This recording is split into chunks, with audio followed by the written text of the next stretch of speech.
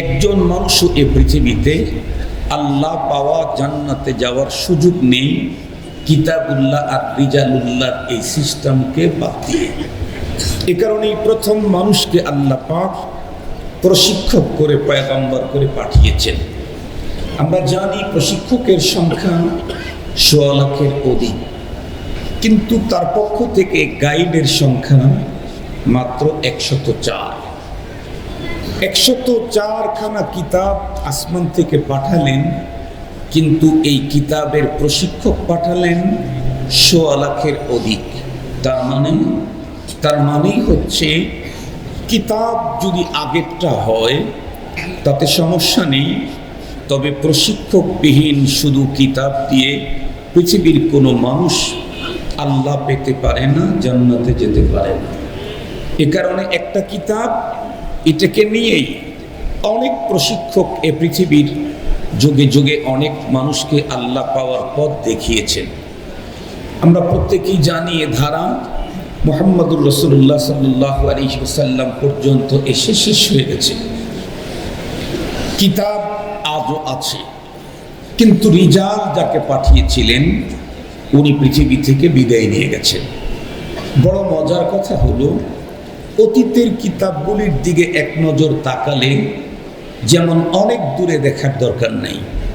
আমাদের পূর্ববর্তী যেই নবী ছিলেন হযরত ঈসা আলাইহিস সালাম, তার উপরে যে কিতাবটা নাজিল হয়েছিল, আমরা আমাদের নবী এবং ঈসা পয়গম্বরের মাঝখানে যে কয়েকশো বছর প্রশিক্ষক ছিল না, মাত্র এই অল্প সময়ের মধ্যেই কিতাব তো হারিয়ে গেল, পয়গম্বরের শরীয়তও হারিয়ে গেল।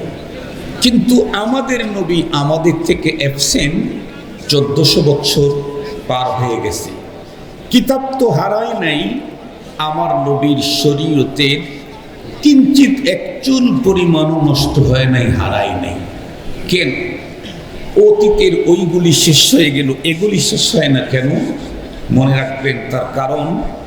এক নম্বর, কোরআনে হাকিমে আল্লাহ পাক নিজেই বলেছেন, ইন্না নাহনু নাযালনা যিকরা ওয়া ইন্না লাহু লাহাফিজুন। কোরআনে কারীম আমি নাজিল করেছি, এটার হেফাজত আমি করব। সঙ্গত কারণে পৃথিবীর কোনো দুশ্মন কোরআনে পাকের শব্দ অর্থ কোনোটাকেই বিকৃতি করে টিকতে পারবে না। হয়তো একদিন আধা দিন, এরপরেই শেষ হয়ে যাবে। মুহতারাম হাজিরিন, কোরআন হেফাজতের দায়িত্ব আল্লাহ পাক নিয়েছেন। খুব ভালো করে কথাগুলি বুঝবেন। কোরআনের শব্দ এবং মানা দুইটাই কোরআন। আল কোরআন ইসমুল লিন-নাদবি ওয়াল মানা জামিআ। এ কারণে কোনোটাই চেঞ্জিং করার ক্ষমতা কারো নেই।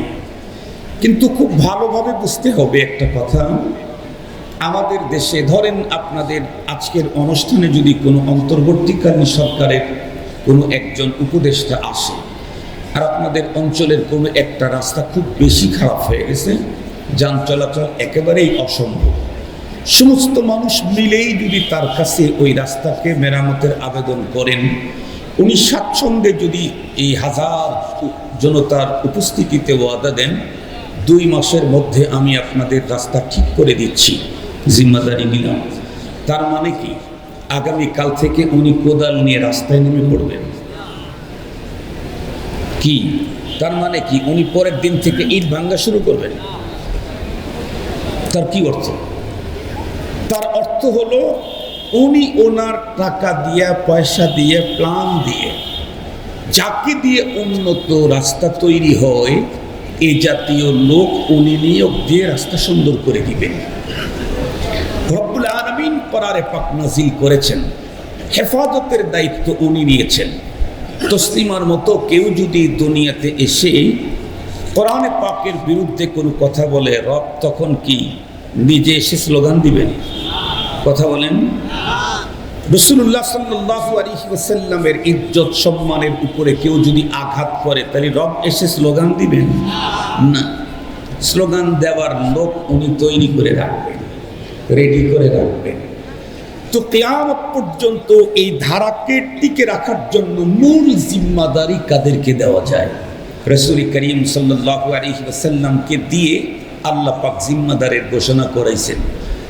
আমরা প্রত্যেকেই জানি দিনের সব ঘোষণা আল্লাহ নিজের জবান থেকে দেন নাই, কিছু ঘোষণা তার রাসূলকে দিয়ে দেওয়া হয়েছে।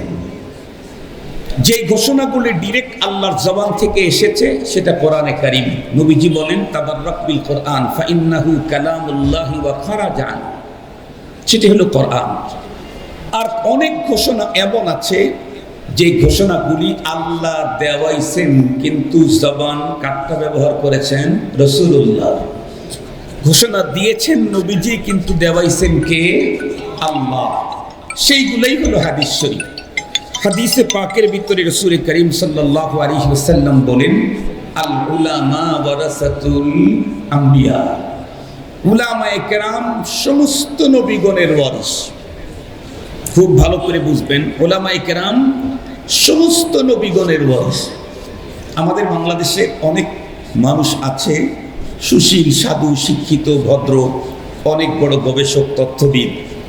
অনেক সময় আমাদেরকেও বলে, কেন আমরা নরম নরম কথা বলি, তো এই জন্য আমাদের কাছে এসে বলে হুজুর এই যে আপনারা যে ওয়াজ করেন এটা খুব ভালোই লাগে, নরম নরম সুন্দর কথা বলেন, কিন্তু বক্তৃতার মঞ্চে উঠে এই যে কি বলে দাফাদাফি, লাফালাফি, এই যে খুব ফাটাফাটি, এটা আবার কেমন?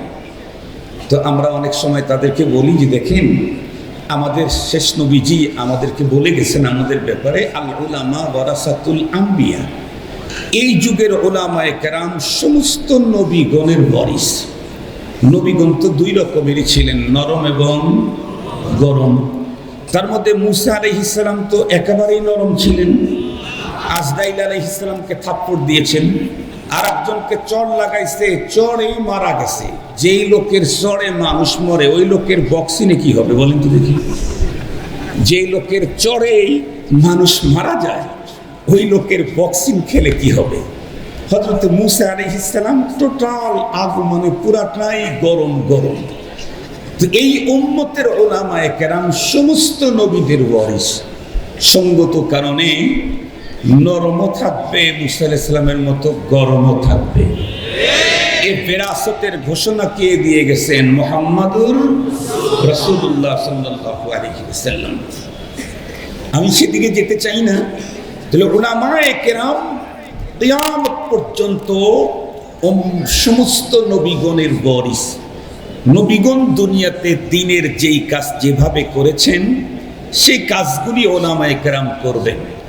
খুব ভালো করে বুঝবেন, সঙ্গত কারণেই নবীর যুগে নবীকে বাইপাস করে, মাইনাস করে কেউ যেমন দ্বীন পায় নাই, আল্লাহ পায় নাই, জান্নাতে যাওয়ার পথ পায় নাই, ইহকালীন শান্তি, পরকালীন একটি মুক্তি নিশ্চিত করতে পারে নাই, ওয়ারাসাতুল আম্বিয়ার এ যুগে ওয়ারাসাতুল আম্বিয়া উলামায়ে কেরামকে বাইপাস করে, মাইনাস করে এ যুগেও কেউ আল্লাহ পেতে পারে না, জান্নাতে যেতে পারে না।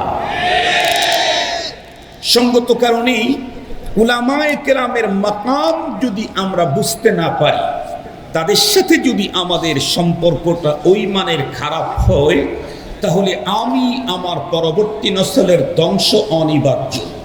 আমার কথা না, রাসূল করিম সাল্লাল্লাহু আলাইহি ওয়াসাল্লামের কথা। কিভাবে?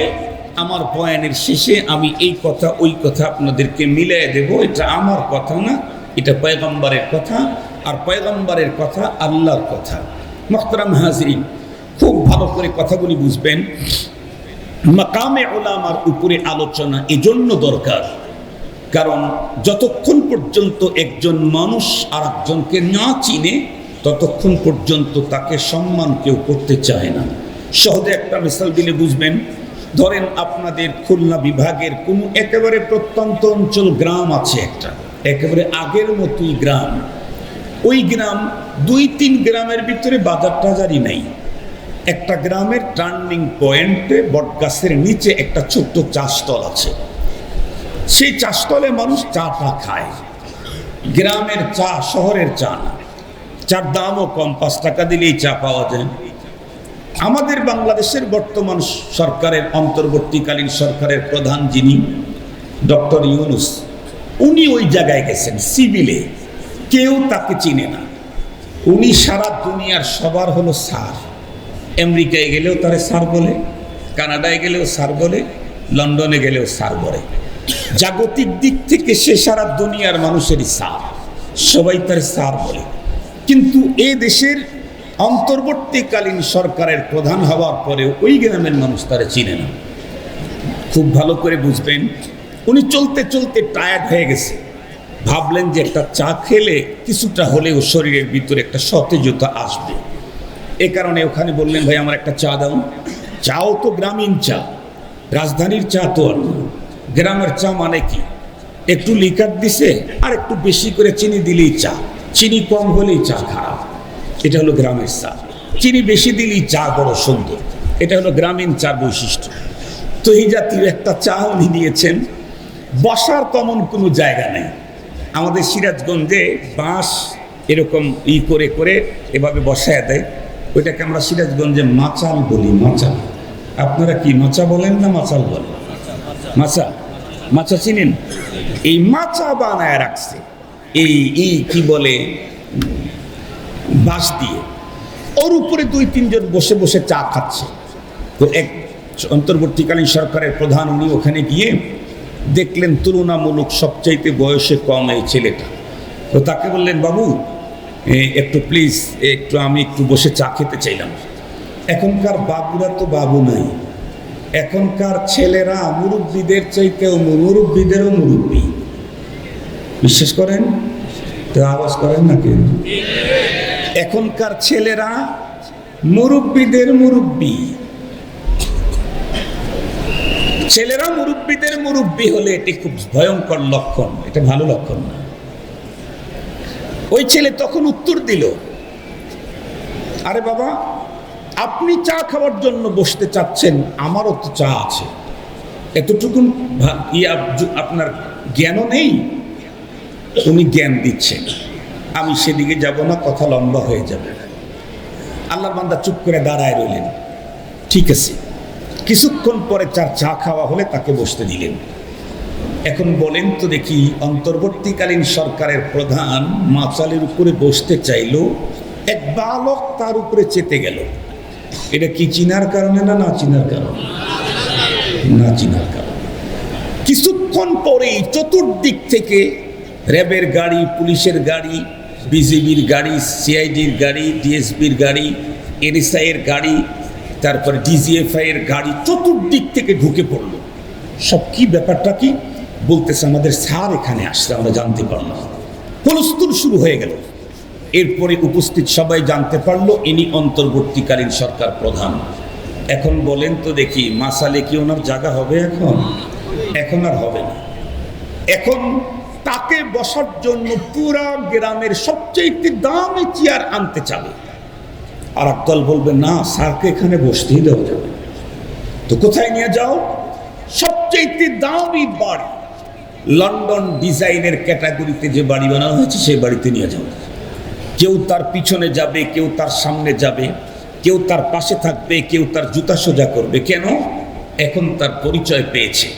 কিছুক্ষণ পূর্বে যাকে মাচালে জায়গা দিতে চায় নাই, এখন তার জুতা বহন করার জন্য এলাকার সবচেয়ে ধনী লোকটা চৌধুরীটাও ঘোরা শুরু করছে।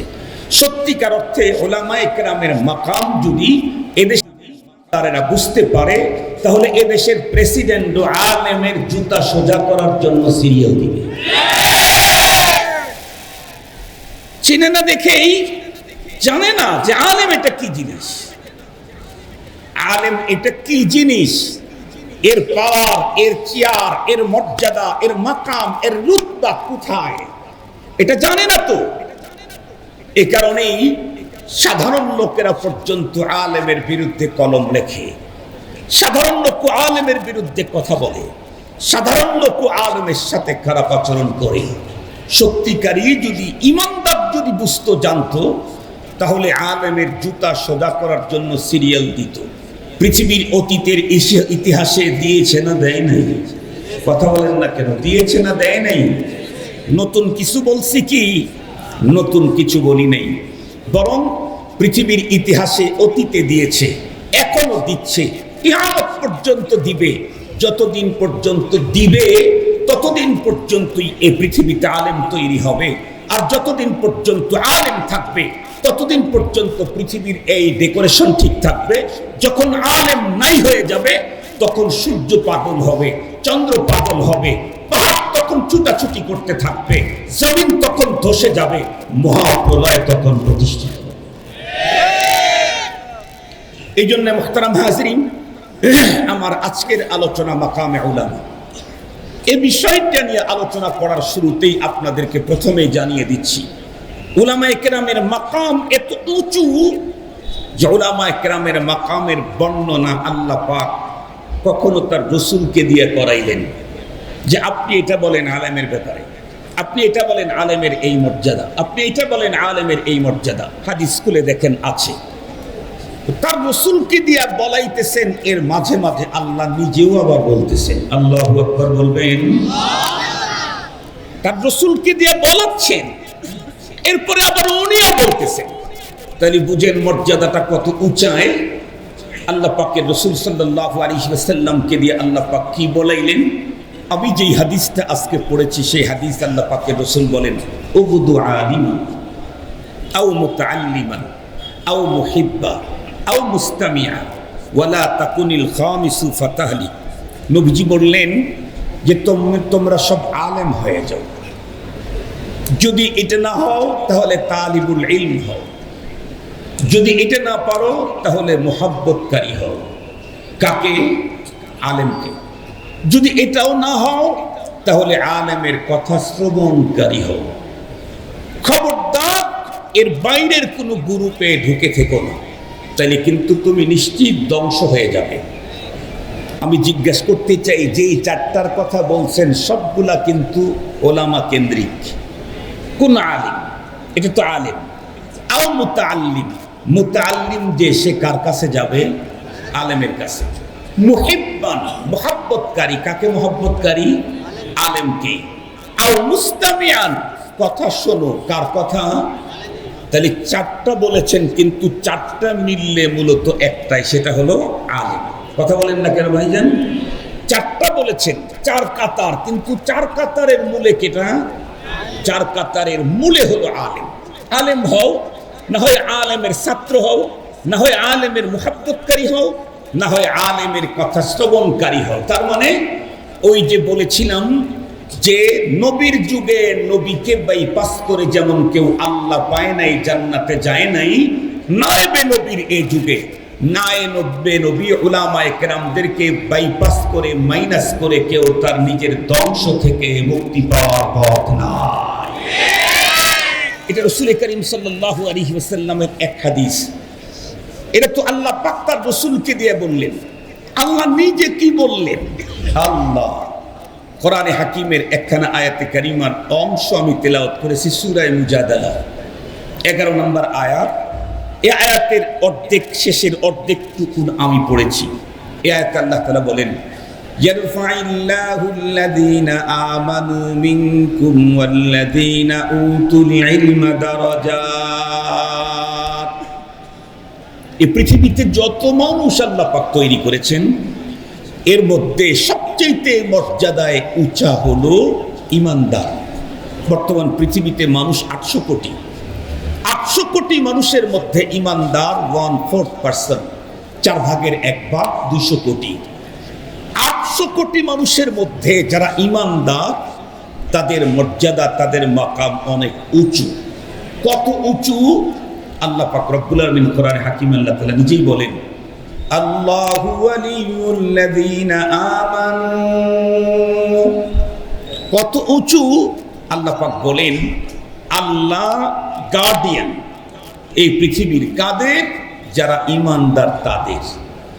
বলেন তো দেখি, রব্বুল আলামিন যদি আমার গার্ডিয়ান হন, তাহলে একজন ইমানদারের মর্যাদার জন্য এর চাইতে বড় আর কি পথ লাগে যে রব আমার গার্ডিয়ান।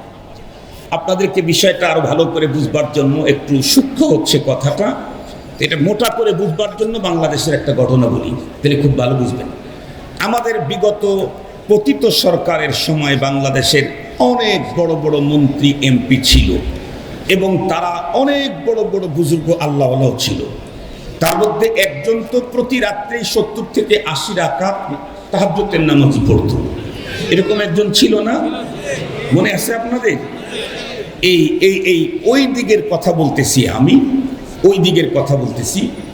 ওই জায়গাতে একই দলের ভিতরে সিরিয়াস কন্দল, খুব কন্দল, দুই বাঘ বাঘিনী লড়াই হয় সেখানে, খুব সিরিয়াস কন্দল। কেউ কারো চাইতে কম না, কেউ কাউকে ছাড় দিতে চায় না। একটা পর্যায়ে তুমুল অবস্থা যখন তৈরি হলো, ঠাস করে সেই মুহূর্তে বাংলাদেশের সর্বোচ্চ চেয়ার থেকে একটা ঘোষণাপত্র আসলো। কি? বাংলাদেশের বিগত সময়ের সর্বোচ্চ চেয়ারের ওই ব্যক্তির পক্ষ থেকে ঘোষণা আসলো, অমুক পরিবারের গার্ডিয়ান আমি নিজে, অমুক পরিবারকে আমি দেখব। এই বক্তব্যটা পাওয়ার সাথে সাথে যে লড়াইটা চলতেছিল, লড়াইটা আস্তে করে স্তিমিত হয়ে গেল। কেন? কারণ ওরা তখন দেখলো এদেশের সর্বোচ্চ চেয়ার থেকে যেই গার্ডিয়ানকে শেল্টার দেওয়ার ঘোষণা এসেছে, সেই ফ্যামিলির সাথে এই দেশের কেউ যুদ্ধ করতে যাওয়া মানে তাদের নিজের জীবনকে বিপন্ন করে ফেলা। ছোট্ট একটা রাষ্ট্রের প্রেসিডেন্ট, কতই বা পাওয়ার ছিল, 50 সাল পর্যন্ত প্ল্যান করে 50 মিনিটও সময় পেল না, 45 মিনিটেই চলে যাওয়া লাগলো। এতটুকুন পাওয়ার থাকার পরেও, এত অল্প পাওয়ার হওয়ার পরে উনি যখন ঘোষণা দিলেন অমুক ফ্যামিলির গার্ডিয়ান আমি তাকে দেখব, সাথে সাথেই যদি অন্যরা স্থিমিত হয়ে যায়, রব্বুল আলামিন আসমান জমিনের মালিক আল্লাহ পাক উনি ঘোষণা দিয়েছেন এই পৃথিবীর মধ্যে, আল্লাহু ওয়ালিয়ুল্লাযীনা আমানু। পৃথিবীর তোমার যতই অস্ত্র থাক, যতই তোমার প্রযুক্তি থাক, যতই তোমার টাকা থাক, যতই তুমি পাওয়ারফুল হও না কেন, মনে রাখবে এই পৃথিবীর ঈমানদারদের গার্ডিয়ান আমি আল্লাহ। ঈমানদারদের গার্ডিয়ান আমি আল্লাহ। এ কথার ঘোষণাই পৃথিবীর সকল মত, দল, তন্ত্র, মন্ত্র, যন্ত্র, অস্ত্র যা যাদের কাছে আছে সবাইকে রব বুঝায় দিলেন, যাই করো তাই করো, আমি যাদের গার্ডিয়ান তাদের বিরুদ্ধে অবস্থান নিলে কিন্তু অস্তিত্ব টিকাইতে পারবা না। যা পৃথিবীর শুরু থেকেই দেখে আসছি, 1400 বছর পূর্বের আগের ইতিহাস বলতে চাই না, 3 বছর আগেও এই বাংলাদেশ, এই পৃথিবীতে আবার নতুন করে দেখলাম। কি দেখলাম? আফগানিস্তানে দেখলাম। সত্যি আল্লাহ পাক ঘোষণা যেটা দিয়েছেন, রব্বে করিম তার কাজটা নতুন করে আবার দেখায় দিলেন। আমেরিকার মতো রাষ্ট্র বর্তমান পৃথিবীর সুপার পাওয়ার, সে বর্তমান পৃথিবীর লেটেস্ট অত্যাধুনিক অস্ত্র শস্ত্র নিয়ে মিত্রবাহিনীকে সঙ্গে করে আফগানিস্তানে হামলা করলো। উপরের লেবেল লাগাইলো কি? সন্ত্রাস ও জঙ্গিবাদকে দমন করবে। ওরা নাকি বিশ্ব শান্তির ঠিকাদার, ওরা নাকি বিশ্ব শান্তি প্রতিষ্ঠার ঠিকাদার। এই স্লোগান দিয়ে আফগানিস্তানের উপরে আক্রমণ করলো। কাদের বিরুদ্ধে লড়তে গেল? কিছু ইমানদারদের বিরুদ্ধে। তাদের কাছে টাকা নাই, অর্থ নাই, পায়ের জুতা নাই, খাবারের উন্নত খাবার নেই। মাস 2 মাস পর্যন্ত শুধুই পানি দিয়ে শুষ্ক রুটিগুলাকে গিলে খেতেন। যারা বছরের পর বছর নিজের ঘরে একটা রাত আরামে কাটাইতে পারে নাই, তুরাবুরা পর্বতের গর্তের ভিতরে মানবতার জীবন যাপন করেছে। তাদের হাতে কোনো অস্ত্র নাই, ছিল শুধু পাথরের টুকরা আর কিছু লাঠি। এগুলি দিয়েই যখন লড়তে গেল, কিচ্ছু তাদের সাথে নাই, কিন্তু রব্বুল আলামিন তাদের গার্ডিয়ান হওয়ার ঘোষণা আছে। রব্বুল আলামিন তাদের গার্ডিয়ান হওয়ার ঘোষণা আছে। এটাকে সামনে নিয়ে পথ চললো। 20 বছর পরের রেজাল্ট কি হলো? 3 বছর আগে আমেরিকা যোগ বিয়োগ করে দেখলো ফলাফল 0000, তারপরে 5টা 0, তারপরে 6 0, এরপরে খালি 0 বাড়তেই থাকে। এই জন্য চিন্তা করলো এই 0 কাটার কোনো ক্ষমতা আমেরিকার নেই। কেন? এদেশের বড় চেয়ার থেকে বলেছিল অমুক ফ্যামিলিকে আমি দেখব, তাই অন্যরা কেউ তাকাবার সাহস করে নাই। আসমান জমিনের মালিক রব বললেন, ইমানদারদের গার্ডিয়ান আমি, তার সাথে আবার ভিত্তি দিতে গেলে, ফাইটে গেলে আমেরিকার বাবাও টিকতে পারবে না। এটা আমেরিকার বুঝে আসলো পরে। পরবর্তীতে মুহূর্তের ভিতরে পোল্ট্রি বাজারের নেতারা পোল্ট্রি খেলো কি, আফগানিস্তানের তালেবান এই ইমানদারগুলি এরা জঙ্গি না, সন্ত্রাসী না, এরা শান্তিকামী, আমরাও শান্তিকামী। আসো তাহলে এবার বৈঠক হোক। ওনারা মুস্কি হেসে বললেন, আসো বসো। যাদের এক একজনের কাল্লা নেওয়ার জন্য $1,000 মিলিয়ন ঘোষণা দিল, তাদের সাথে বসতে এখন আব্বা আব্বা ডাক বলতে বলতে মুখে ফেনা কেটে গেল। শেষ পর্যন্ত কি বলল, তোমার সৈন্যগুলি নিতে পারো, অস্ত্র নিয়ে যেতে পারবা না। তারা বলে অস্ত্র আমার দরকার নেই, সৈন্যগুলি হলেই আলহামদুলিল্লাহ। মুহতারাম হাজিরিন, তার মানে আমি যদি ইমানদারি হতে পারি, তাহলে পৃথিবীর কোন পাওয়ার আমার মোকাবেলায় টিকতে পারে না, পারে নাই, পারবে না। কিন্তু হতে হবে ইমানদার। ওয়ালা তাহিনু ওয়ালা তাহজানু ওয়া আনতুমুল আ'লাউন ইন কুনতুম মুমিনিন। তো আল্লাহ পাক বলেন, ইয়ারফাইল্লাহুল্লাযীনা আমানু মিনকুম। ইমানদারের এত মর্যাদা খুব ভালো করে বুঝবেন। এরপরে রব্বুল আলামিন বলেন, ওয়াল্লাযীনা উতুল ইলম দারাজাত। এই ইমানদারেরই তো এত মর্যাদা। রব্বুল আলামিন বলেন, সকল ইমানদার তোমাদের ভিতরে আবার আমার কিছু ভিআইপিও আছে। সুবহানাল্লাহ বলবেন না যে? কার ভিআইপি? কার ভিআইপি? আরো জোরে বলেন, কার ভিআইপি? আল্লাহ পাকের ভিআইপি কিছু আছে। ভিআইপি কারা? আল্লাহ পাক বলেন, ওয়াল্লাযীনা উতুল ইলম, যাদেরকে ইলম দেওয়া হয়েছে, ওয়াহির ইলম, যাদেরকে ওয়াহির ইলম দেওয়া হয়েছে, তারা আমার কাছে ভিআইপি পারসন। কেমন ভিআইপি পারসন? কোরআনে হাকিমে আল্লাহ পাক রব্বুল আলামিন আরেক জায়গায় বলেন, শাহিদাল্লাহু আন্নাহু লা ইলাহা ইল্লাহু ওয়াল মালাইকাতু ওয়া উলুল ইলমি কাইমান বিল কিসতি লা ইলাহা ইল্লা হুয়াল আজিজুল হাকীম। আল্লাহ পাক উলামায়ে কেরামকে ৭৬ কত উঁচু দিয়েছেন, কোন চেয়ারে বসাইছেন, এটা কোরআনে হাকিমে আল্লাহ পাক নিজে বলতেছেন। এই আয়াতে কারিমাতে এ পৃথিবীর মানুষের ইহকালীন এবং পরকালীন শান্তি আর মুক্তির মূল মন্ত্র যেটা, সেই মন্ত্র আর তন্ত্রের কথা উল্লেখ করে সেই মন্ত্র আর তন্ত্রের উপরে ৩টা সাক্ষীর কথা আল্লাহ তাআলা এখানে বয়ান করেছেন। এই পৃথিবীর মানুষের মূল মন্ত্র মুক্তির হলো তাওহীদ। জোরে বলেন কি? তাওহীদ, একত্ববাদ। আল্লাহ পাক এই আয়াতে কারিমাতে বলেন যে আমার একত্ববাদ, যেটা এই পৃথিবীর সমস্ত মানুষের সবচাইতে বড় ধন। একজন মানুষের কাছে পৃথিবীর সব সম্পদ আছে, কিন্তু তাওহীদ নাই, ওই লোকটার মর্যাদা আল্লাহ পাকের কাছে কুকুর শুকুর সমতুল্য না।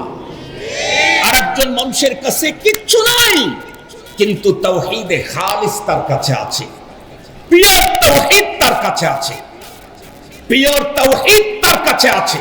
পৃথিবীর কিচ্ছু নাই, কসম আল্লাহ, এই লোকটা পৃথিবীর সকল মানুষের মধ্যে সবচেয়ে উন্নত মানুষের সিরিয়ালে। সেই তাওহীদের এই মন্ত্র আর তন্ত্রের সাক্ষী আল্লাহ পাক এই আয়াতে কারিমাতে ৩টা দাঁড় করাইছেন, বর্ণনা করেছেন। আল্লাহ বলেন, শাহিদাল্লাহ, আল্লাহ যে এক, লা শারীকা লাহু, এই কথার প্রথম সাক্ষী হলো স্বয়ং আল্লাহ। দ্বিতীয় সাক্ষী ওয়াল মালাইকা, ফেরেশতাকুল, আল্লাহ পাকের তাওহীদের দ্বিতীয় সাক্ষী। তৃতীয় নাম্বার সাক্ষী আল্লাহ পাক বলেন ওয়া উলুল ইলমি। আল্লাহু আকবার বলেন। আপনারা মনে হয় এখনো বুঝেন না এই বিষয়টা। আল্লাহ পাকের তাওহীদের সাক্ষীর কথা আল্লাহ পাক কোরআনে বর্ণনা করতে গিয়ে প্রথমে আল্লাহ পাক নিজের নাম বললেন, শাহিদাল্লাহ। আল্লাহ পাক নিজেই সাক্ষী তার তাওহীদের। এরপরের সাক্ষী হলো ওয়াল মালাইকা, ফেরেশতা। এরপরে ৩ নম্বরের সাক্ষী হলো ওয়া উলুল ইলমি, যারা ইলমওয়ালা উলামায়ে কেরাম, তারাও আল্লাহ পাকের তাওহীদের সাক্ষী। আপনাদেরকে এই বিষয়টা বুঝবার জন্য একটা মিসাল দিলে ভালো বুঝবেন, তাছাড়া আপনারা বুঝতেছেন না। আপনাদের অঞ্চলে এরকম হয়েছে না অতীতে যে হঠাৎ করে শুনলেন যে যত এলসি ব্যবসায়ী আছে বিদেশ থেকে মাল আমদানি করে সবার ব্যবসা ধরা খেয়েছে? কেন? সরকার এমন এক আইন করছে যেই আইনের কাছে গিয়ে সবাই ধরা খেয়ে গেছে। হাজার হাজার কোটি টাকা তাদের ধরা, কিন্তু একটা লোক তার মাল ধরা খায় নাই, তার এলসি থেকে যায় নাই, তার মাল চলে আসছে। সমস্ত ব্যবসায়ীরা চিন্তা করলো, কিরে সিস্টেম তো একটাই, আমরা যেই সিস্টেমে এলসি করি উনি একই সিস্টেমে করেছেন, ওনারটা কেন আটকা খেলো না? চিন্তা করতে করতে করতে করতে গবেষণা করতে করতে পরবর্তীতে জানতে পারছে কি তা জানেন? ব্যবসায়ী উনি বটে, কিন্তু ওনার ওই ব্যবসাতে বাংলাদেশের এক মন্ত্রীর শেয়ার আছে। কার কি আছে বলেন? আরো জোরে বলেন, কার কি আছে? মন্ত্রীর শেয়ার আছে। ব্যবসা ওনার নামে, উনি করেন, কিন্তু এখানে 10% হোক আর 5% হোক, টাকা দিয়া হোক আর না দিয়েই হোক, বিগত সময় তো শেয়ার অনেক পদ্ধতিতেই হয়েছে, যে কোনো ভাবে মন্ত্রীর শেয়ার আছে। মন্ত্রীর কিঞ্চিত পরিমাণে শেয়ার থাকার কারণে মোহতারাম হাজরিন, কোন আইন তার এলসি কে ঠেকাইতে পারতেছে না। কেন? মন্ত্রীর সাথে তার লিঙ্ক, তার সম্পর্ক, ব্যবসার শেয়ার, সঙ্গত কারণেই সবারটা ঠেকে গেছে। এমনকি ব্যবসায়ী সমিতির সারা বাংলাদেশের যিনি প্রধান, তারটাও ঠেকে গেছে, ওনারটা ঠেকে নাই। কেন? ওই যে একটা জায়গাতে একটু আছে। আমি জিজ্ঞেস করতে চাই, আল্লাহ পাকের ওয়াহদানিয়াতের সাক্ষী 3 জনকে আল্লাহ পাক এখানে উল্লেখ করেছেন। তার মধ্যে একজনকে খোদ আল্লাহ, দ্বিতীয় নম্বর মালাইকা, তৃতীয় নম্বর উলামায়ে কেরাম। বুঝতে হবে আল্লাহ পাক আলেমের চেয়ারটা কোন জায়গায় দিয়েছে, আলেমের চেয়ার কোন জায়গায় দিয়েছে। মুসলমান ভাইরারে আমার কথা ভালো করে বুঝবেন, সাধারণ ইমানদারের চাইতে আলেমের মর্যাদা কত উঁচু। ওয়াল্লাযীনা উতুল ইলমা দারাজাতের ব্যাখ্যার ভিতরে আব্দুল্লাহ ইবনে আব্বাস রাদিয়াল্লাহু তাআলা আনহু বলেন, একজন ইমানদারের তুলনায় একজনের আলেমের মাকাম কত উঁচু। উনি বলেন 700 দারাজাত, 700 বন্ধুরা আমার স্টেট উপরে হলো একজন আলেমের মর্যাদা। একটা দরজার বন্ধুরা আমার মাসাফাত কতটুকুন? উনি বলেন তার ভিতরে একটা দরজার মাসাফাত হলো বন্ধুরা আমার 500 বছরের রাস্তা। একটা দরজার ব্যবধান 500 বছরের রাস্তা।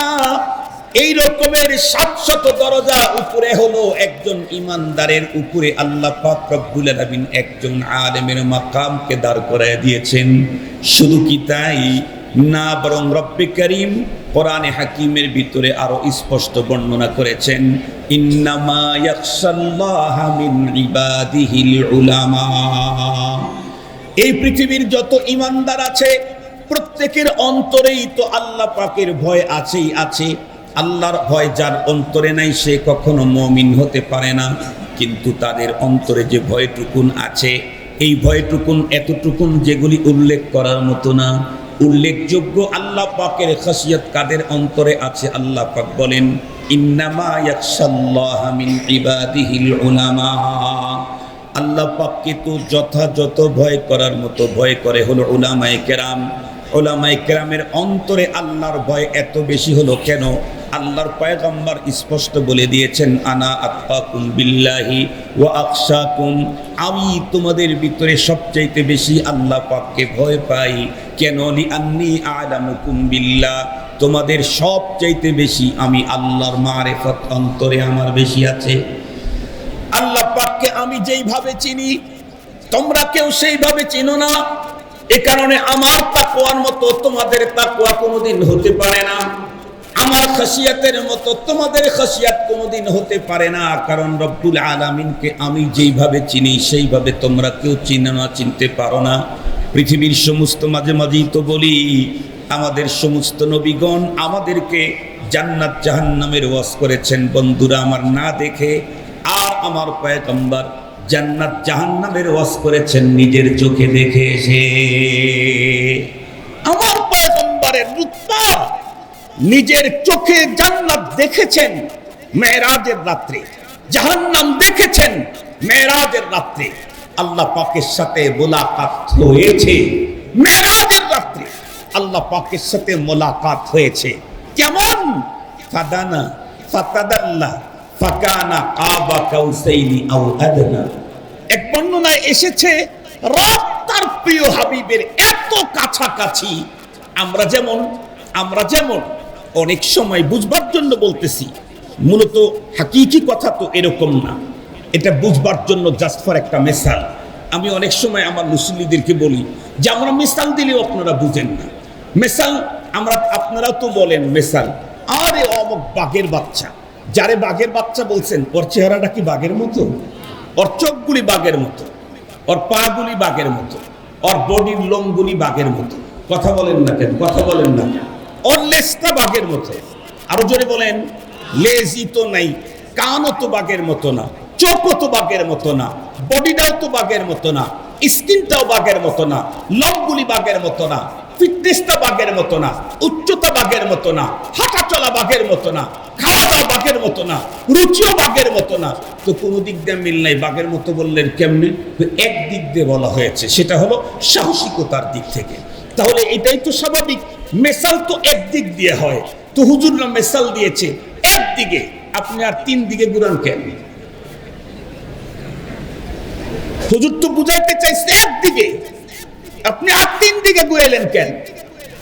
তিন দিকে ঘুরাইলে তো গোমরাহি আসবে, তখনই তো ঝামেলা তৈরি হবে। আমিও তাই বলছি আপনাদেরকে, খুব ভালো করে বোঝার জন্য চেষ্টা করবেন। কি বলতেছিলাম যেন সবাই ভুলে গেলেন? মেরাজের রাতে রাসূল করিম সাল্লাল্লাহু আলাইহি ওয়াসাল্লাম, আল্লাহ পাক রব্বুল আলামিন পয়গম্বরের এত কাছাকাছি, পয়গম্বরকে আল্লাহ পাক এত কাছাকাছি, এক বর্ণনায় এসেছেন রব তার হাত পয়গম্বরের কাঁধের উপরে দিয়ে রাখছেন। আমরা যেমন 12 বছর পরে লন্ডন থেকে বন্ধু একটা চলে আসছে, 12 বছর প্রতিদিন যার সাথে চা খেতাম, 12 বছর দেখা হয় নাই, কথা হয় নাই, হঠাৎ করে বাজারে দেখা, বন্ধুকে জড়ায় ধইরা কাঁধের উপরে হাত রেখে 1 ঘন্টা গল্প করতেছে। লোকেরা বলতেছে বসেন, বসার টাইম নাই। কেন? এতদিন পরে পেয়েছি, কি আবেগ, বসারই টাইম নাই, সোফা ওখানে পড়েই আছে, তারপরে বসার টাইম পায় না। আমরা আমাদের দোস্তকে যেই পরিমাণে মহব্বত করি, আল্লাহ তার মাহবুবকে তার চাইতে কম মহব্বত করতেন, আরো অনেক অনেক অনেক গুণে। তো যেই কথা বলতেছিলাম, রব, আল্লাহ পাকের রাসূল বলেন, আমি আমার রবকে যেইভাবে চিনি, যেইভাবে জানি, সেইভাবে তোমরা চিনো না, সেইভাবে তোমরা জানো না। সঙ্গত কারণেই আমার রবের ভয় আমার অন্তরে যেই পরিমাণ, সেই পরিমাণ তোমাদের অন্তরে ঢুকতে পারে না। খোলাসা কথা হলো, আল্লাহ পাকের খাসিয়ত বিকদর ইলম, ইলম যেই পরিমাণে থাকবে আল্লাহ সম্পর্কে, আল্লাহ পাকের ভয় অন্তরে সেই পরিমাণে থাকবে। সঙ্গত কারণেই আলিম বিল কোরআন যিনি, উনি আলিম বিল্লাহ। কোরআনে পাকে আল্লাহ পাকের পরিচয়, হাদিসে পাকে আল্লাহ পাকের পরিচয়। জ্যামিতিতে আল্লাহর পরিচয় নাই, লসাগু করে আল্লাহর পরিচয় পাওয়া যায় না, গার্হস্থ্য বিজ্ঞান দিয়ে আল্লাহ চিনা যায় না, সায়েন্স দিয়ে আল্লাহ চিনা যায় না, আর্টস আর কমার্স আর ফিজিক্স দিয়ে আল্লাহ চিনা যায় না। আল্লাহ চিনতে চাইলে আল্লাহর কোরআন পড়তে হয়, আল্লাহ চিনতে চাইলে আল্লাহর রাসূলের হাদিস পড়তে হয়, জানতে হয়, সেখানে রবের পরিচয় আছে। এগুলি আছে আলেমের কাছে। সঙ্গত কারণেই আলেম আল্লাহকে যেইভাবে চিনে, ওইভাবে একজন গায়ের আলেম চিনতে পারে না। সঙ্গত কারণেই সাধারণ মুমিন, তার অন্তরে আল্লাহর ভয় আর আলেমের আল্লাহর ভয় কোনোদিন সমান হতে পারে না। মুসলমান ভাইয়ারে আমার, খুব ভালো করে বুঝবেন, আমার আলোচনার মূল কথা হলো একজন আলেমের মাকাম আল্লাহ পাকের কাছে কি পরিমাণ। হাদিসে পাকের দিকে তাকাইলেও দেখা যায়, কারণ আল্লাহ পাক রব্বুল আলামিন কখনো তার পয়গম্বরকে দিয়ে আলেমের মর্যাদা বর্ণনা করাইছেন, আবার কখনো কখনো নিজেই কোরআনে হাকিমের আয়াত নাজিল করে আলেমের মর্যাদা বর্ণনা করেছেন। আল্লাহ পাকের পয়গম্বর বলেন, ইয়াশফাউ ইয়াউমাল কিয়ামাতি আল আম্বিয়া ওয়াল উলামা সুম্মা শুহাদা। খুব ভালো করে বুঝবেন, পরপারের দিন অপরাধী মুমিনদেরকে সুপারিশ করে করে আল্লাহ পাকের জান্নাতে নিবে কারা কারা? এই হাদিসে পাকের ভিতরে 3 শ্রেণীর লোকের কথা বর্ণনা আছে। তার ভিতরে 1 নাম্বার হলো আম্বিয়ায়ে কেরাম। ওনারা পরপারে আল্লাহ পাকের আদালতে মালিকের কাছে সুপারিশ করার মতো সুযোগ পাবেন। রব্বে করিম অমুককে আপনি ক্ষমা করে দেন, তাকে ক্ষমা করে দেওয়া হবে। 2 নম্বরে আল্লাহর আদালতে রবের সামনে দাঁড়ায়া অপরাধীর ব্যাপারে সুপারিশ করার মতো বন্ধুরা আমার পারমিশন যাকে দেওয়া হবে ওনারাই হলেন উলামায়ে কেরাম। 3 নম্বরে আল্লাহর পয়গম্বর বলেন সুম্মা শুহাদা। 3 নম্বরে হলো ওই মানুষগুলি, যেই মানুষগুলি আল্লাহর জমিনে আল্লাহর দিন টিকাবার জন্য নিজের সন্তান, নিজের জীবন, নিজের স্ত্রী, পুত্র, কন্যা, এক কথা পৃথিবীর সকল মায়াকে ত্যাগ করে শুধুমাত্র কেবলমাত্র আল্লাহকে সন্তুষ্ট করার জন্য আল্লাহর জমিনে আল্লাহর দিন প্রতিষ্ঠার আন্দোলনে বুকের তাজা রক্ত ঢেলে দিয়ে শাহাদাতের পেয়ালা পান করলো। তারাও আল্লাহ পাকের আদালতে অপরাধীদেরকে সুপারিশ করার মতো সুযোগ পাবে। তবে তারা হলো নাম্বার 3, নবীদের পরে শহীদদের মাঝখানে যাদেরকে আল্লাহ পাক মর্যাদার বড় আসন দিয়েছেন তারা হলো এ বন্ধুরা আমার উলামায়ে কেরাম। সঙ্গত কারণে আমি কার বিরুদ্ধে কথা বলছি, কার সাথে খারাপ আচরণ করছি, কার ব্যাপারে কলম উঠাচ্ছি, কার সঙ্গে কেমন আচরণ করতেছি অবশ্যই ভাবা দরকার। আপনারা অবশ্যই দেখেছেন, ইদানিং দেখতেছি বর্তমান একটা দল ক্ষমতায় যাওয়ার স্বপ্ন দেখতেছে। পূরণ হবে কিনা আল্লাহ মালুম, তবে স্বপ্ন দেখতেছে তারা আগামী দিনে ক্ষমতায় যাবে। ওই দলের লোকেরা কিছু জায়গাতে বেকানুনি করা শুরু করছে। এমনকি 2-1 জায়গাতে ওই দলের হাইকমান্ড যে আছে তাদের বিরুদ্ধে লেখালেখি করার কারণে আমাদের সিরাজগঞ্জের এক নেতা সম্পর্কে শুনলাম 3 মাসের জন্য তাকে শোকজ করা হয়েছে। উনিও কিন্তু নেতা এবং আগামী দিনে হয়তো বা ভিআইপি হয়ে যেতে পারে। তাকেও শোকজ করেছে 3 মাসের জন্য। কেন? সম্ভবত সে আরো বড় কোনো নেতার বিরুদ্ধে, ভিআইপির বিরুদ্ধে কিছু করেছে। মোহতারাম হাজরিন, তাহলে একই দলের নরমাল নেতা বড় ভিআইপির বিরুদ্ধে কিছু করলে সেই দলে তার জায়গা থাকে না। আপনি ইমানদারের দাবি করে আল্লাহ পাক যাদেরকে এত বড় মাকাম দান করলেন, যারা হলেন আম্বিয়ায়ে কেরামের ওয়ারিস, তাদের বিরুদ্ধে যদি লেখালেখি করেন, কলমবাজি করেন, আচরণ খারাপ করেন, রব আপনাকে শোকজ করে দেবে। আমি আমার কথা বলি না, আমি আগেও বলেছি, আমি যা বলবো পয়গম্বরের হাদিসের সাথে আপনাদেরকে মিলিয়ে দেব। রাসূল করিম সাল্লাল্লাহু আলাইহি ওয়াসাল্লাম এই কারণেই আমাদেরকে বলেছেন উগদু আলিম আও মুতাআল্লিম আও মুহিব্বান আও মুস্তামিআন ওয়ালা তাকুনিল খামিস ফাতাহালিক। 4টা অপশন দিলাম, এই 4 অপশনের 4টা জামাতের 4টা গ্রুপের কোনো একটাতে তুমি শামিল থাকো। 5ম নাম্বার গ্রুপ, তারা কিন্তু হালাক প্রাপ্ত, তারা কিন্তু ধ্বংসপ্রাপ্ত, হালাক হয়ে যাবে। 1 নাম্বার তুমি আলেম হয়ে যাও, তাহলে এই পৃথিবীর সবচাইতে শ্রেষ্ঠতম মানুষ হতে পারবে। খায়রুকুম মান তাআল্লামাল কুরআনা ওয়া আল্লামা। তা যদি না হয় তাহলে তালিবুল ইলম হও। তালিবুল ইলম হতে কোনো বয়স লাগে না, আলেম হতেও বয়স লাগে না।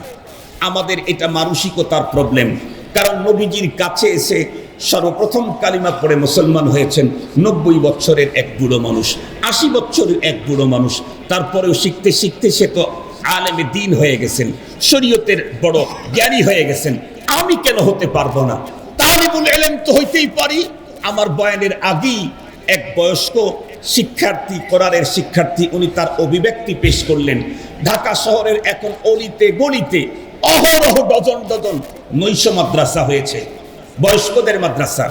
এক মাদ্রাসাতে আমি গিয়ে শুনেছি 4 শতাধিক ছাত্র, ঢাকা ইউনিভার্সিটির সাবেক লেকচারার, প্রফেসর, তারপরে সাবেক মন্ত্রী, সাবেক সচিব, ডাক্তার, ডক্টর, ইঞ্জিনিয়ারের তো কোনো ইয়ত্তাই নেই।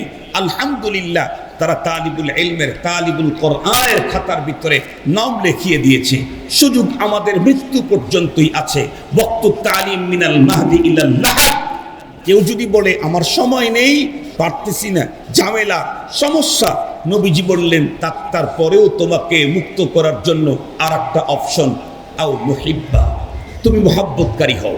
আমি জিজ্ঞেস করতে চাই, মোহাব্বত কি মুখ দিয়ে হয় না হাত দিয়ে হয়, না চোখ দিয়ে হয় না মাথা দিয়ে হয়? কথা বলেন, কে দিয়ে হয় মোহাব্বত? মোহাব্বত অন্তর দিয়ে হয়। আমাদের দেশে অনেকে আছে মুখ দিয়ে মোহাব্বত করে, মাথা দিয়ে মোহাব্বত করে। মাথা দিয়ে যারা মোহাব্বত করে সুযোগ পেলে পেটের ভিতরে ছুরি ঢুকায়। বিশ্বাস যদি না করেন, আমাদের সিরাজগঞ্জের এক ঘটনা শুনেন। সিরাজগঞ্জের এক ভদ্রলোক বিজয় হয়ে গেছে, ধনী একটা ভোটে জিতে গেছে, সবাই তার মাথার উপরে উঠে ফেলছে, নাচাইতেছে, বিজয় মিছিল করতেছে। হঠাৎ করে বিদ্যুৎ চলে গেছে, মাত্র 3 মিনিট। এর ভিতরে কে কখন যে তার পেটে উপর্যুপ করে 4-5টা ছুরি মারছে, পরে হাসপাতালে নেওয়ার আগে শেষ। তাহলে মাথা দিয়ে আর হাতের উপরের মহব্বতে কি ঢোকে? আর একটু জোরে বলেন, কি ঢোকে? মহব্বত কি দিয়ে করতে হয়? আর একটু জোরে বলেন, কি দিয়ে করতে হয়? দিল দিয়ে যদি কেউ কাউরে মহব্বত করে, সে ছুরি তার পেটের, যাকে মহব্বত করে তার পেটে ছুরি ঢুকায় না, তার জন্য নিজের পেটে ছুরি ঢুকায়। যেমন সাহাবায়ে কেরাম, তামাম দুনিয়ার প্রেমিকদের একই অবস্থা। উলামায়ে কেরামকে দিল দিয়ে মহব্বত করতে হবে। যদি দিল দিয়ে মহব্বত হয়, তাহলে আলেম বিরোধী কলম ঘুরবে না, তখন মুখ থেকে আলেম বিরোধী শব্দ বের হবে না, তখন আর টঙ্গীর ময়দানে তালিবুল ইলমের উপরে লাঠির বাড়ি চলবে না। মহব্বত থাকতে হবে কোথায়? আরো জোরে বলেন, কোথায়? যারা ওই কাজ করেছে তাদের মহব্বত ছিল উপরে, তাদের মহব্বত ছিল উপরে। সুযোগ পেয়েছে তো লাগায়া দিয়েছে। সুযোগ পাইলেই যারা লাগায় তাদের মহব্বত থাকে উপরে, মহব্বত হতে হয় ভিতরে। আল্লাহ পাক অন্তরের ভিতরে উলামায়ে কেরামের মহব্বত জমানের তৌফিক দান করুন। যদি বলেন হুজুর হচ্ছে না, আমার মহব্বত তো আসে না, কি করব? আল্লাহ পাকের রাসূল একটা সিস্টেম বলে দিয়েছেন, মহব্বত আসে না তো 4 নম্বর কাতারে ঢোক, দেখ কেমনে মহব্বত ঢোকে। কি? আও মুস্তামিআন, উলামায়ে কেরামের কথা তোমরা শোনো, তাদের মজলিসে আসো। আমি আপনাদেরকে চ্যালেঞ্জ করতে পারি, বাংলাদেশে বিগত সময়ে উলামায়ে কেরামের উপরে যত নির্যাতন হয়েছে, যারা করেছে, এরা একটাও আলেমদের মজলিসে, মাহফিলে, ওয়াজ মাহফিলে, খানকাতে, মসজিদে কেউ বসে নাই, আলেমদের কথা শোনে নাই। এরা হলো ওই মানুষ যারা সবসময় আলেম থেকে দূরে সরেছে, তাদের দ্বারা এই জাতীয় কাজগুলো সম্ভব হয়েছে। আলেমের কথা যখন শুনতে থাকবে, তাই শুনতে তাদের প্রতি মহব্বত তৈরি হয়ে যাবে। আপনারা যারা এসেছেন, আপনারা এই 2 কাতারেই শামিল আছেন। উলামায়ে কেরামকে মহব্বত করেন, উলামায়ে কেরামের কথা শুনতেও এসেছেন। আমার দেশের কিছু বন্ধুদেরকে বলতে শুনি, তারা বলে ওয়াজ মাহফিলে যায় লাভটা কি? কেন না লাভ নাই? আমি জিজ্ঞেস করতে চাই, উলামায়ে কেরামের মাহফিলে গেলে লাভ নাই এ কথা তাদের। আর আল্লাহ কি বলছেন? ওয়াদাক্কির ফাইন্নাদ যিকরা তানফাউল মুমিনিন। আল্লাহ বলেন কোরআনী আলোচনা আর কারো লাভ হোক আর না হোক, ইমানদারের লাভ, কথা বলেন, ইমানদারের লাভ হবে। অন্যদেরও লাভ হয়, তবে ইমানদারের মাসবি হতেই হবে। এখন যদি কেউ বলে ওয়াজ মাহফিলে যাই না কেন, আরে ওয়াজ মাহফিল শুনে লাভটা কি? তাহলে বুঝতে হবে তুমি কোরআনের এই আয়াতকে স্বীকার করো না।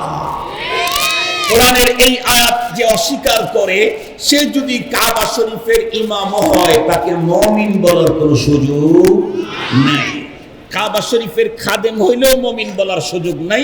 সারা জীবন খানায় কাবার ভিতরে ইবাদত করলেও ইমানদার বলার সুযোগ নাই। বেঈমান কোরআনের এক আয়াত অবিশ্বাস করলেই ফুল বেঈমান হয়ে যায়। এই জন্য মুহতারাম হাজিরিন, আমি আমার আলোচনাকে দীর্ঘায়িত করতে চাই না। আমার আলোচনার নিসাব হলো 1 ঘন্টা। 1 ঘন্টা আল্লাহর মেহেরবানিতে আলোচনা কমপ্লিট হয়ে গেছে। আমার আলোচনার মূল কথা আপনাদের অন্তরে যেটা বসাইতে চেয়েছিলাম, মাকামে উলামা, বুঝতে পেরেছি তো কিয়ামত পর্যন্ত কেউ আল্লাহ পেতে চাইলে, জান্নাতে যেতে চাইলে, নায়েবে নবীদেরকে বাইপাস করে, মাইনাস করে কেউ আল্লাহ জান্নাতি হওয়ার সুযোগ নাই। মনের অজান্তে কখন যে তাকে গোমরাহি ধরে ফেলবে সে বুঝতেই পারবে না। এজন্য আসুন আমরা নিজেরা আলেম হয়ে যাই। যদি সুযোগ না থাকে তালিবুল ইলম অবশ্যই হয়ে থাকবো, যাতে আমার মৃত্যু তালিবুল ইলমের হালতে হয়। তাও যদি সুযোগ না থাকে উলামায়ে কেরামকে দিল থেকে মহব্বত করব। নবীজি বলেন আল মারউ মাআ মান আহাব্বা, আমি যাকে মহব্বত করব তার সাথে আমার হাসর হবে। আল্লাহ পাক আমাদের সকলকে আলোচিত কথা বুঝা এর উপরে আমল করবার তৌফিক দান করুক। মুহতারাম হাজিরিন, দিন কিয়ামত পর্যন্ত আল্লাহ টিকে রাখবেন উলামায়ে দ্বীনের মাধ্যমে। তালিম